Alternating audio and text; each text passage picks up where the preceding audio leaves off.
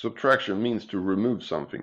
So for example, if you have A minus B, that means if you have, for example, $5 and you pay $2, you remove $2 from your net worth, and then you have $3 left.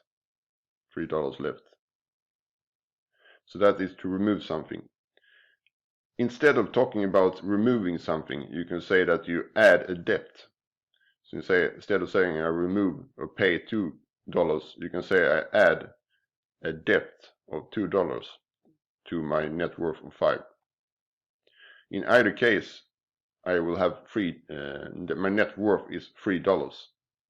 So to remove $2 or get a debt, add a debt of $2 is constitutes the same result. So I have $3 in the end in any case. So more generally, we can write A minus B.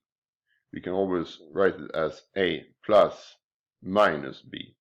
So instead of subtracting B, we can add the negative of B.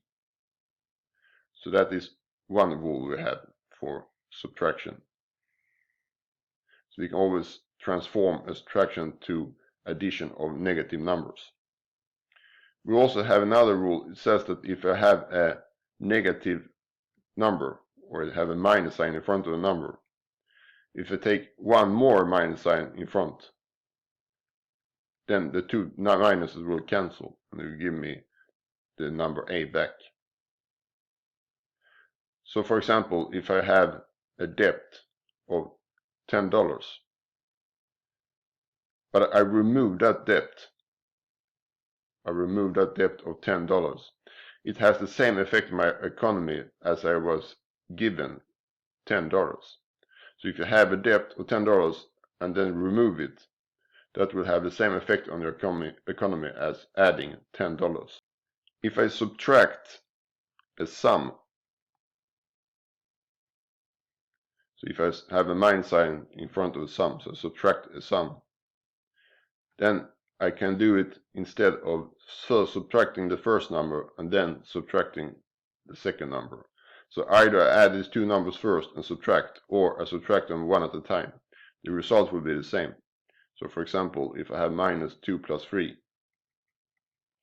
on the one hand it is minus 2 plus 3, so 2 plus 3 is 5. On the other hand, it's equal to minus, according to this rule, minus 2 minus 3. But minus 2 minus 3 is also equal to minus 5. So if I either add these two first and we get 5, or if I take, using this rule, putting minus sign on the first one, minus sign on the second one, it doesn't matter. The end result will be the same, minus 5. I can also do it if I have a difference. So if I subtract a difference, then the rule is that I should change the sign of each number. So plus A, if there's nothing in front, you can think of it as plus A. So plus A becomes minus A, and minus B becomes plus B when I remove the parentheses.